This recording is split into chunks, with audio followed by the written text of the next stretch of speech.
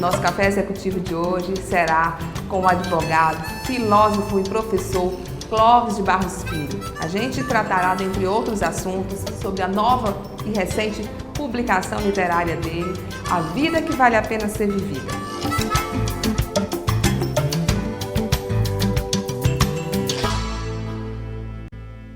Gente, olha que prazer enorme aqui no nosso Café Executivo, uma conversa com o professor Clóvis de Barros Filho, falando aqui hoje sobre felicidade no trabalho. É a primeira pergunta que eu quero fazer. É possível ser feliz no trabalho, professor, diante do que o senhor já concebe como felicidade? Tem falado tanto por aí?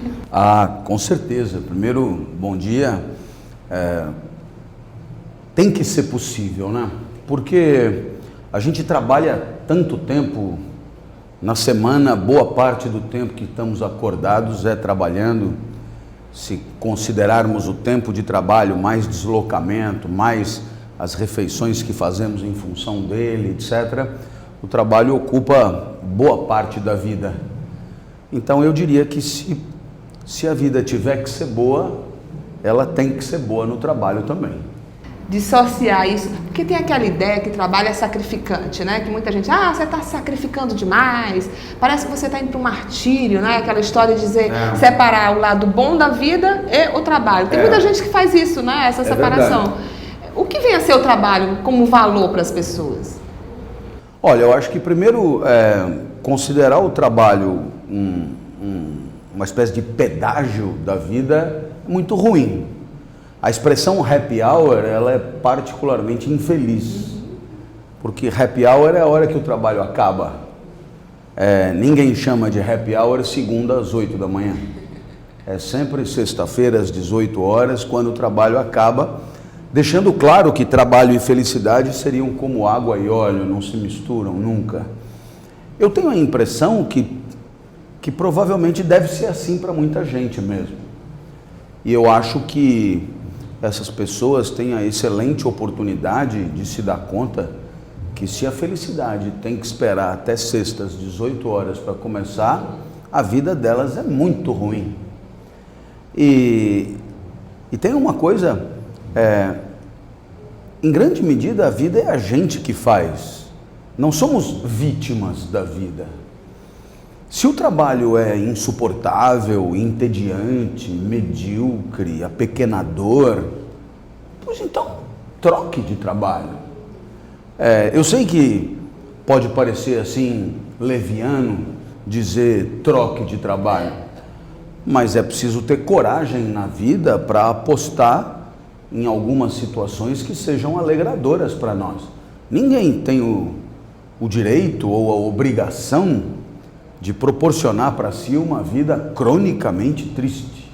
E é o que acontece com as pessoas. Elas sofrem de segunda a sexta para poder descansar sábado e domingo para continuar sofrendo de segunda a sexta. E ainda tem a síndrome do domingo à noite, né? De imaginar que vai chegar a segunda. Nossa, então já começa a sofrer por antecipação. O sofrimento começa antes, isso é muito, muito verdadeiro. Às vezes domingo à noite é pior até do que segunda, né? Mas eu acho que isso em grande medida se deve ao fato de que as pessoas elas são educadas para entender que trabalhar é uma obrigação para consigo mesmo e para com aqueles que a gente mantém, e que devemos trabalhar de qualquer jeito. Se tivéssemos, digamos, habituados a acreditar que o trabalho é uma manifestação daquilo que temos de melhor, daquilo que nos é mais genuíno, daquilo que mais gostamos de fazer, certamente teríamos um entendimento geral do trabalho muito mais positivo. Infelizmente as pessoas nem cogitam essa hipótese.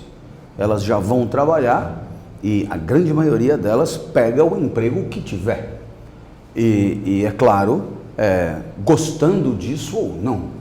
E eu diria mais, quando alguém diz que não gosta do que faz, muitas vezes isso é entendido como uma frescura. O trabalho não é feito para você gostar mesmo, né? O trabalho é feito para que haja ganho de salário por parte do trabalhador, uma contraprestação, e para que haja lucro por parte do empregador. se você gosta ou não, se você vibra ou não, sonha ou não. Isso é uma bobagem quase nunca considerada. E é contagiante a infelicidade e a felicidade no ambiente corporativo, no ambiente de trabalho? Ah, mas não tem dúvida. Primeiro porque todos estamos na mesma cultura. E quando todo mundo repete que trabalho é uma espécie de ônus que temos que pagar para viver, por que discordar disso? Afinal, está todo mundo dizendo a mesma coisa, não é? E eu te diria que trabalhar num ambiente de trabalho, né, num local com pessoas tristes, é muito difícil. Né? Muito difícil porque, de certa maneira, tudo o que é dito é negativo, é para baixo. Existe uma vontade coletiva de cair fora dali. De certa maneira, é quase que o mesmo sentimento das pessoas na prisão. Né? Ali, o que caracteriza o sentimento na prisão? Existe alguma coisa comum a todos. Todos querem sair dali. Né? Na hora que happy hour é sexta-feira às 18 horas, o que nós estamos dizendo? Que todos nós queremos ser felizes saindo dali. Isso é uma barbaridade, é uma violência, é uma estupidez muito grande. As consequências disso são muito grandes, não é isso? O que isso pode gerar?